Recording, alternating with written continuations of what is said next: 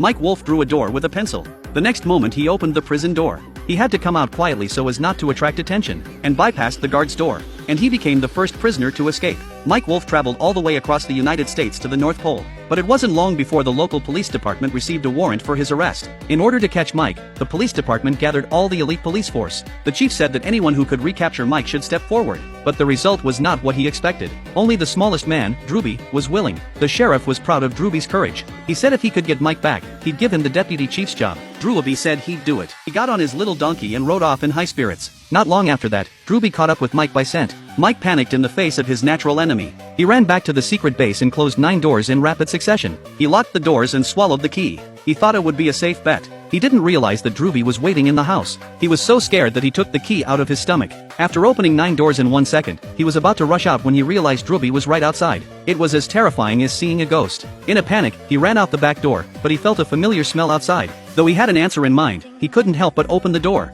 Now his heart finally died. Fear made the climb as easy as possible. Mike climbed 9,999 meters to the bird's nest. In a state of shock, he bets that Drewby is here. If he was right, he was right. Drewby did pop out of the egg. Between his money and his life, Mike chose the latter. He leapt from 10,000 meters in the air, thinking he'd be safe in the Marianas Trench. However, Mike wasn't happy for 2 seconds when he saw a fish that looked like a dog in his afterglow. Mike felt something was wrong and swam back to shore to hide. Instead, he was hit by a snowball and flew 5 meters. Mike got up and yelled at whoever did this. What he didn't realize was that inside the snowball was Drewby. Mike was in a state of shock. He ran to the side of the freeway and took a cab. He drove all the way from the North Pole to LAX. But when it came time to pay, he realized the driver wasn't as tall as his seat. Mike got chills down his spine when he thought about the ride. In a panic, he took off in a random airplane. It was only when he was sure everything was safe that Mike breathed a sigh of relief. But the surprise was either ahead or behind. The co-pilot was Drewby. Mike couldn't hold it in any longer. He broke through the window without a parachute. But the descent slowed. Mike thought God had saved him, but when he looked up, he saw a dog's face.